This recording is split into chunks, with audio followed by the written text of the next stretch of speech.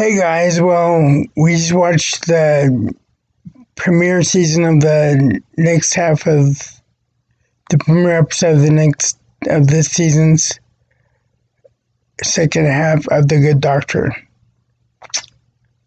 Woo, where'd it go? As we left off yesterday, or last year now, we had an epidemic that went throughout the hospital. Well, you can't just stop the hospital from working, so they had to figure out how to cordon off the infected while trying to find out who was infected and still run the hospital. If you've watched this show, you know that Sean Murphy, played by Freddie Highmore, has autism, and the whole situation, plus they had a broken light bulb that was threatening to go out. Apparently, Sean could only hear the... Hold on one sec. Sorry, guys. He could only hear the frequency, and so it was...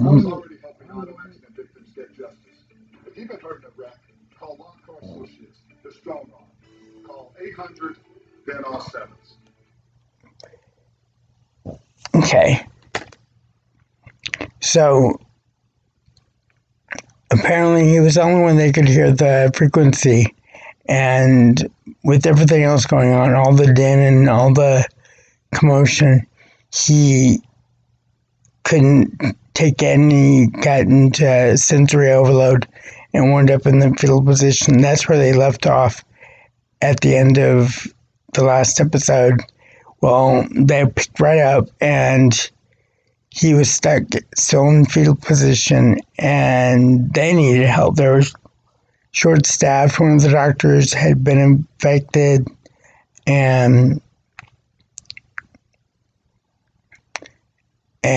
so they needed to get him to focus. Well, since people with autism are on a different level, it's a matter of wording things so that they will focus on the task at hand instead of what's messing them up. So he's like beyond book smart. He has a mental map of every procedure, every body part, what have you, and he goes off that. So they had to do a procedure, and they threw out what exactly they were doing so he could get distracted and know what he wanted, what he needed to do to get this patient better. Now, throughout from the beginning of the series, everybody has been bad-mouthing Sean. Nobody trusts him because he's a crip with a mental disability. He's to them, he's a liability. However, at just about every episode, he winds up saving their butts, and along with the patients. And over the course of the last season and a half, we have seen Sean pick up on the environment around him to become less awkward, I guess you would say. And more of he's always been a team player, but more of an asset to the hospital. Now, along those same lines, I've been in the Creed 2 review, I talked about family, and this episode had a lot to do with family. There was a patient that needed a bone marrow transplant, and the only one they had for him was his estranged dad. And but they were on opposite sides of the hospital, so they had to figure out how to do the bone marrow transplant with what they had to work with the quarantine. But the problem is that apparently they had been separated for a long time, and when he found out that he was the donor, he figured that would be his way of making amends. On the same note, there was a pregnant mother who came in, and of course Sean got stuck with her, and he wound up having to deliver his first baby. And he made the mention of that it was her first baby and his, and you see the mother was like, what the hell?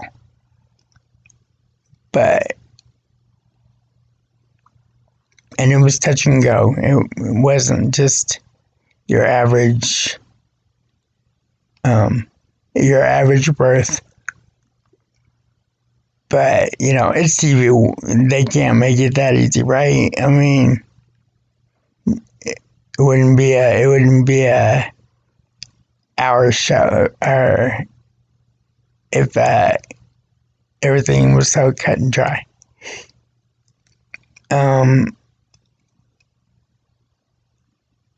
There was the doctor that I said that got stuck in quarantine because she got sick had a reality check with another doctor she'd been screwing. And he realized that he actually loved her, the one that was sick. And he didn't like the prospect of being without. And so we'll see where that goes, because with the hospital dramas, I tend to stay away from them after they start getting into what I call soap opera territory. And that's she's screwing him, he's screwing her, he's screwing him, she's screwing her, whatever combination it is. So I'm glad that they started to show some feeling between those two, because that was one of those I could see being a throwaway plot. And quite frankly, if that was all she was going to be, I didn't care if she made it or not. I mean, I guess that kind of makes me jaded, but I'm going for the care, knowing what it's like out there in the real world. Which is not to say that there aren't caring people, just the norm has gotten to be uncare. Let's see what else happens. Dr. Glassman, who was Sean's mentor, who took him in after Sean's brother died. He's been having a storyline that he had cancer, and at the end of the last episode, he found out that his cancer came back.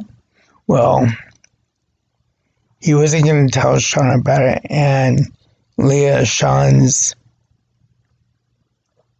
roommate / girlfriend, was trying to explain to him that he needs to tell him if he actually cared about Sean.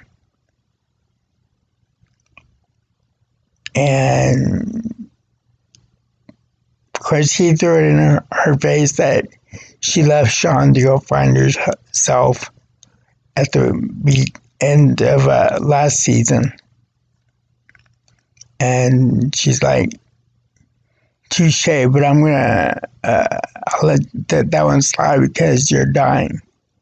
But I'm not gonna tell you what happened with him. But suffice it to say, he learned the true value of friendship. So we'll see. But the thing with the Good Doctor is it goes along the lines of inclusion, which is a big thing. And it's been a big thing since, I'm going to say, the early 90s with the ADA, Americans with Disability Act. And so it's good to see the main character be somebody that would be deemed by society as not perfect, even damaged. And they've got him front and center being the guy that essentially saves everybody's ass at the end of the day. So, but anyways, if you haven't seen this show, it is on ABC at 9 o'clock our time, which is Central, and on Mondays. Thank you, Joey. And it's got, like I said, Freddie Highmore from Bates Motel, Finding Neverland, and Charlie and the Chocolate Factory. So if you need something that's a little different from the normal hospital soap opera crap, then you wouldn't waste your time with this show. But I just wanted to put that on y'all's radar, and because it's worth it. Joe and I have maybe missed one episode, but we have a T-vote, so we don't miss anymore. And oh yeah, and bring a tissue, because if you don't shed a tear, then I can't help you. So with that, I'm signing off for the night, and be good to each other, and we love you.